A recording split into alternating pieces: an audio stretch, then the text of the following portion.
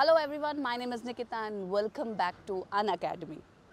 जैसे कि आपको पता है कि आज यूपीएससी सीएससी प्रीलिम्स 2024 का एग्ज़ाम है। बच्चे एग्ज़ाम दे रहे हैं। जीएस का उन्होंने एग्ज़ाम दिया जो उनको इजी टू मॉडरेट लगा, लेकिन अब बच्चे सीसैट का पेपर देने गए हैं। और पिछले साल यानी 2023 में सीसैट का पेपर बहुत टफ था, बच्चों को बहुत बहुत रोना तक आ गया था।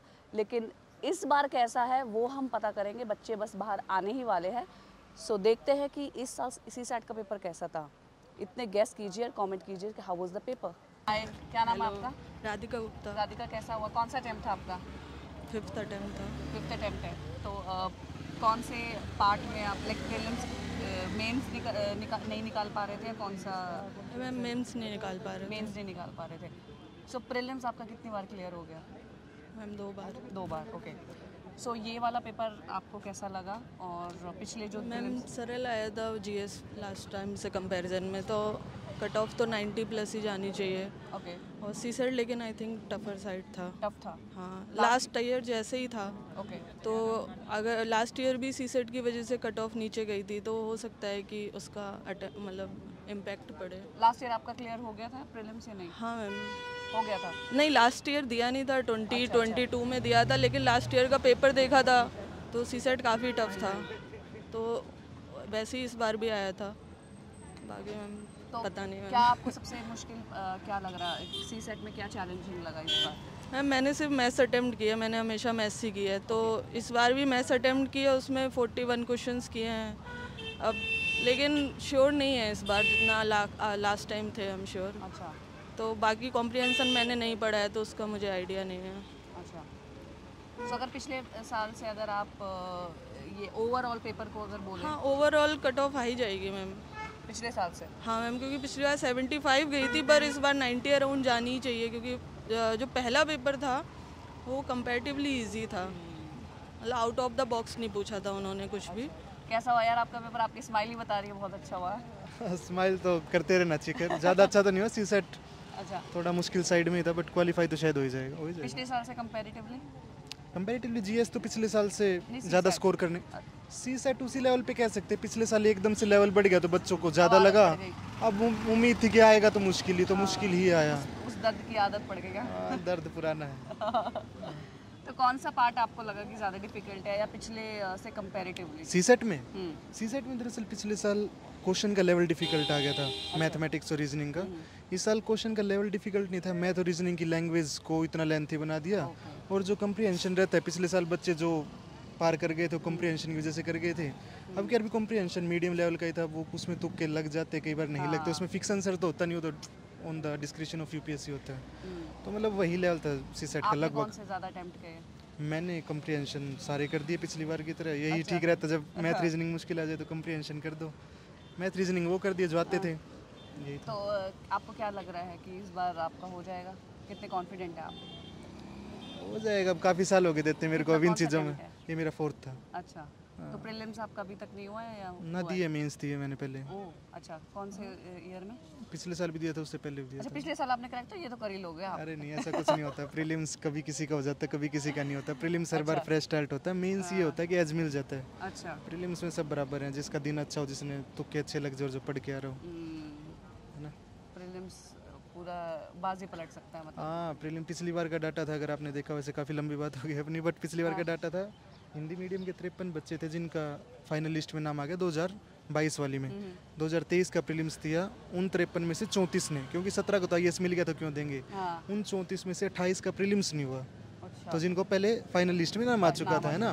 तो प्रीलिम्स काफ़ी डाइसी है।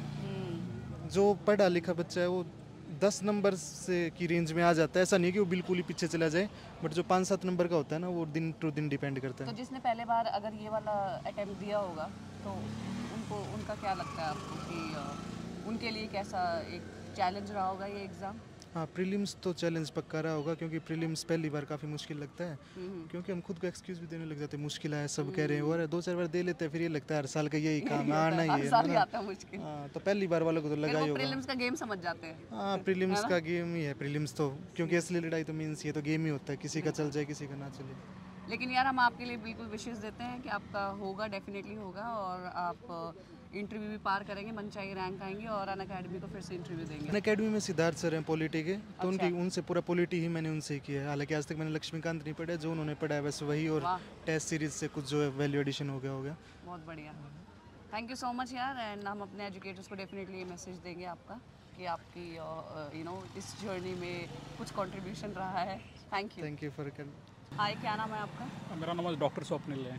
कौन सा अटेम्प्ट है आपका? मेरा 4th अटेम्प्ट है। तो कैसा रहा आपका आज का exam, specially CSAT? CSAT was good as compare to last year. It was मतलब प्रेडिक्टेबल थे। Passages were on the tough line, थोड़ा सा रीजनिंग में मतलब पैसेज में डिफिकल्टी था, अंडरस्टैंडिंग में, बट अच्छा था as compare to last year. जो काउंट पार्ट था, रीजनिंग पार्ट था, वो ईजी था। तो वो by simple putting the formula वो हो सकता है, बट अगेन हमें पता नहीं यूपीएससी के आंसर की कैसे वेरी वर्क करेगा, पैसेज एंड ऑल दैट। तो वहाँ पे तो सॉल्व हो रहे थे, बट अभी जब एक्चुअल आंसर की आएगा एंड देन मार्क्स आएंगे, then we can confidently say कि हाँ एक paper on the easier line. Otherwise जब तक आंसर की नहीं आती, अभी तो सब लोग वही बोलेंगे कि पेपर ईजी था, बट यू नो दैट कि वेरियस आंसर के हिसाब से, और लास्ट ईयर भी आंसर के जो वेरी होता है उसमें तो नियर अबाउट 15 से 20 मार्क का डिफरेंस रहता है। सो थोड़ा डिफेंड करेगा, बट 10 डेज जब तक रिजल्ट नहीं आता तब तक तो वेट एंड वॉच का सिचुएशन रहेगा। तो आपको कौन सा सबसे ज़्यादा डिफिकल्ट लगा आपको? मतलब सीसैट की बात कर रहे हो? सीसैट में, सीसैट में ना मुझे मतलब मैंने कुछ करके गया था, जैसे पार्टनरशिप्स वाले जो क्वेश्चन थे, पार्टनरशिप परसेंटेज करके गया था, बट वहाँ पे एक्चुअली नहीं हो पा रहा था अप्लाई मेरे से। बाकी इट वाज गुड अदरवाइज। और जो रीजनिंग वाला पार्ट, डाटा इंटरप्रिटेशन वाला पार्ट है, डाटा सफिशिएंसी वाला, वो थोड़ा टफ लग रहा था। मतलब ना नहीं हो रहा था मेरे से, नहीं बाकी से बन रहा हूँ, मेरे से तो नहीं बन रहा था वो दैट टाइम पे। तो ओवरऑल आप कितने कॉन्फिडेंट है इस बार के पेपर को लेके? तो कॉन्फिडेंट तो ऐसा कोई बोल नहीं सकते, but counting on positive note, क्योंकि जीएस भी अच्छा था एंड सीसैट भी अच्छा था। बस वही है, यूपीएससी कोई ऐसा ना आंसर की निकाल दे कि थोड़ा सा ये हो जाए, अनबनी हो जाए, otherwise it's good till now, it's good. चलो हम बिल्कुल आपको विशेष देते हैं कि आपका एग्ज़ाम क्रैक हो ये वाला। Thank you let's crack it. Thank you. So guys, ये देखो, ये है बच्चों का सीसैट का रिस्पॉन्स, और हमारे इंडिया के टॉप एजुकेटर्स कर रहे हैं प्रीलिम्स 2024 का पेपर एनालिसिस। सो प्लीज़ आप देखिए, link is in the description.